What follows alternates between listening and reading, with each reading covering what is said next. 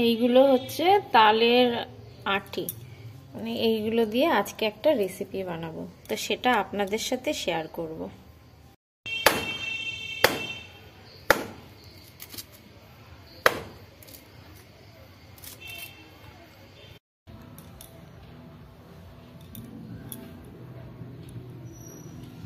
আমি এই তালের শাঁসগুলো থেকে ফোপড়াগুলো বের করে নেব চামচ দিয়ে।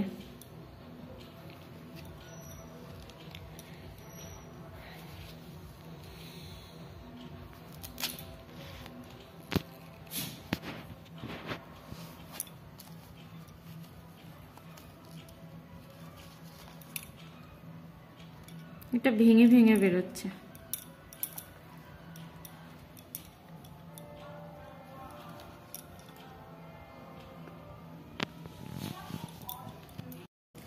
আমি এই তালের শাঁসগুলো থেকে এই চামচ দিয়ে ভেতরের এই ফোপড়াগুলোকে বের করে নেব।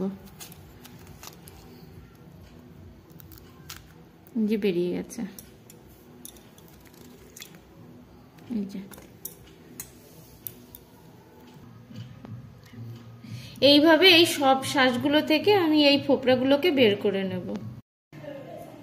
এই যে তালের সব ফোপড়াগুলো বার করা হয়ে গেছে। এই রেসিপিটা করতে আমার নারকেলের দুধ লাগবে, তাই আমি এখানে ছোট ছোট দুটো নারকেল নিয়েছি। নারকেলটা কুড়িয়ে দুধ বের করে নেব। নারকেলের থেকে দুধটা বের করে নেব, তার জন্য নারকেল কোড়ার মধ্যে গরম জল দিয়ে দেব। গরম জল দিয়ে এটাকে ভালো করে চটকে নিতে হবে।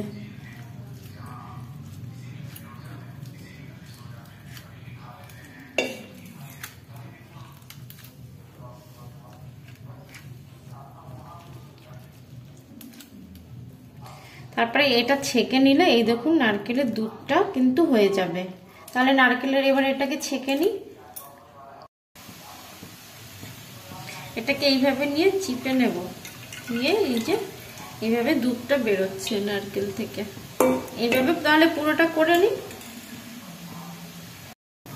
তালের ফোপড়াগুলো একটা বেসনের গোলায় ডুবিয়ে ভাজতে হবে, তাই আমি এখানে 4 চামচের মতন বেসন নিয়ে নেব।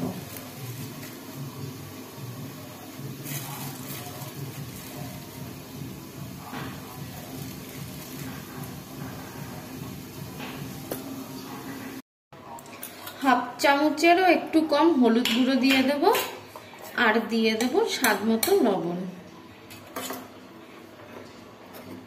এবার এটাকে জল দিয়ে একটা মানে পেস্টের মতন, পেস্ট না একটু পাতলা একটা গোলা টাইপের তৈরি করে নেব। একবারে বেশি জল দেব না, অল্প অল্প করে জল দিয়ে নেব।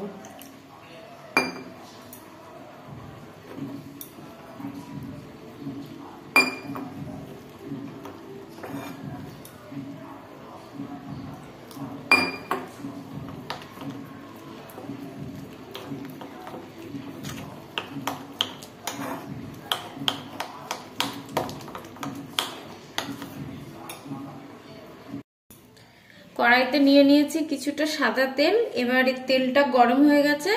এই ফোপড়াগুলো এই যে বেসনের এই গোলাতে ডুবিয়ে এবার আমি ভেজে নেব।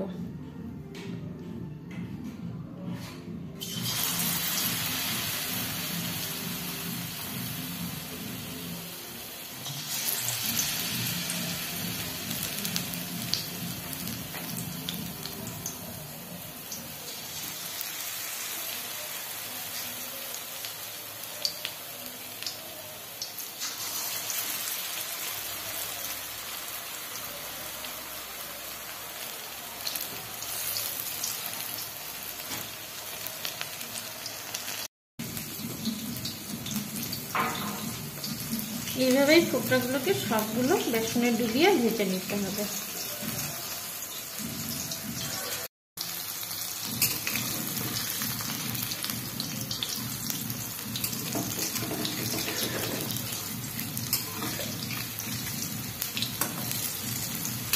এটা ভালো করে ভেজে নেব। যখন একদিক ভাজা হবে তখন এটাকে উল্টে দেব।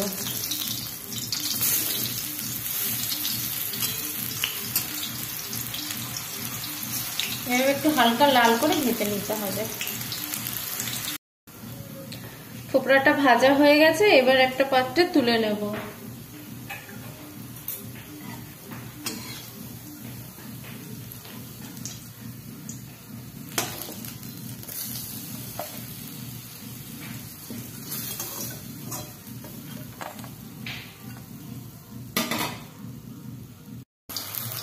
বাকিগুলো আমি এইভাবেই ভেজে নেব।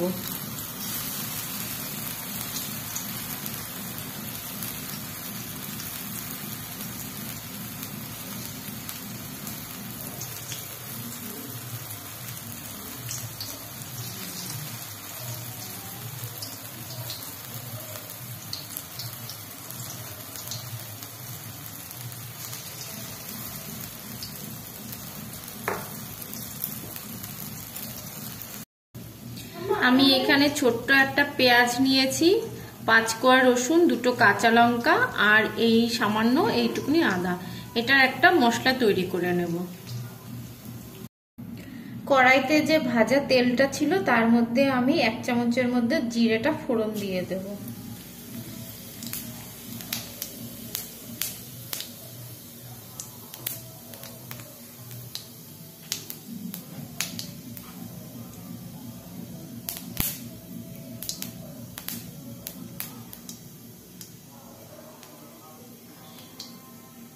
এবার আমি আমার পেঁয়াজ আর রসুন, আদা রসুনের যে মশলাটা করেছিলাম সেটা দিয়ে দেবো।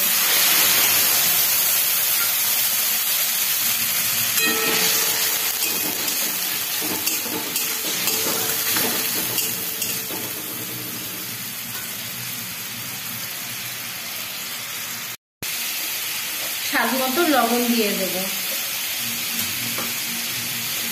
আর 1 চামচের মতন হলুদ গুঁড়ো দিয়ে দেবো।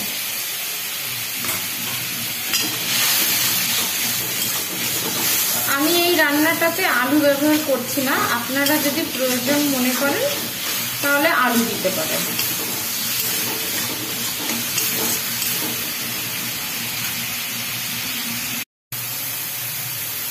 এই 1/2 চামচের মতন জিরে গুঁড়ো দিয়ে দেবো।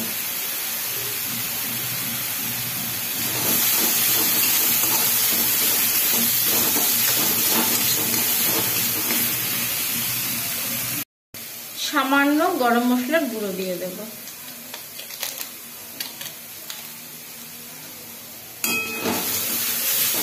এটাকে ভালো করে কষাতে হবে যাতে কাঁচা আদা রসুনের কাঁচা গন্ধটা না আসে।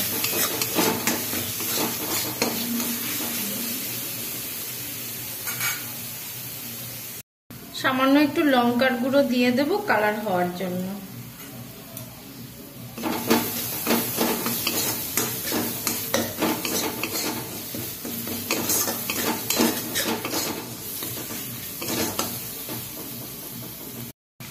সামান্য একটু জল দিয়ে মশলাটা ভালো করে কষাবো।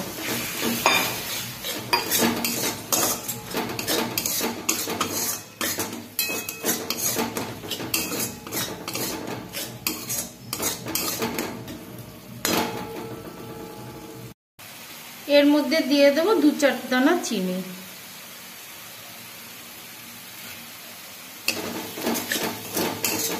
আমার মশলাটা কিন্তু কষানো হয়ে গেছে। এবার এর মধ্যে আমি নারকেলের দুধটা ঢেলে দেব।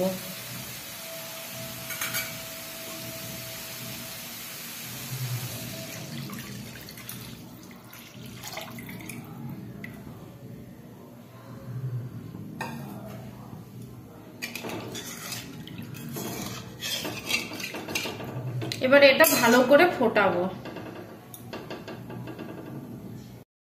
আমার ঝোলটা ফুটে উঠেছে, এটাকে আরো খানিকক্ষণ ভালো করে ফোটাবো, কারণ আমি যেই ফোপড়াটা ভেজে রেখেছি সেটা দিয়ে বেশিক্ষণ ফোটাবো না, তাহলে ওটা একদম নরম হয়ে যাবে। ওটা জাস্ট নামানোর কিছুক্ষণ আগে দেব, তাই ঝোলটাকে আমি ভালো করে ফুটিয়ে নেব। আমার এই ঝোলটা অনেকক্ষণ ফুটেছে, প্রায় ঘন হয়ে এসেছে, আর একটুখানি টাইম আমি এটাকে ফোটাবো। আমার এই ঝোলটা একদম গাঢ় হয়ে গেছে, আমি এখন এর মধ্যে এই ফোপড়াগুলোকে দিয়ে দেব।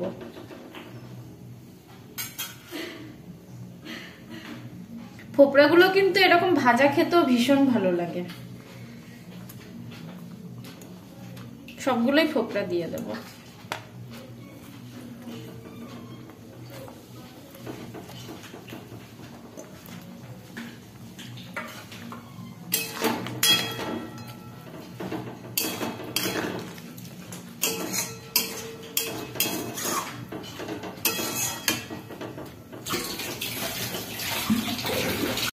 এটাকে আর ফোটাবো না, এইভাবেই বন্ধ করে দেব। বন্ধ করে 5 মিনিটের মতন ঢেকে রাখবো।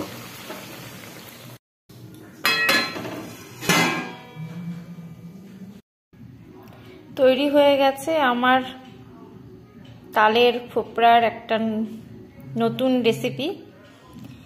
এই ডিশটা আমি কখনো রান্না করিনি, এটা ফার্স্ট টাইম।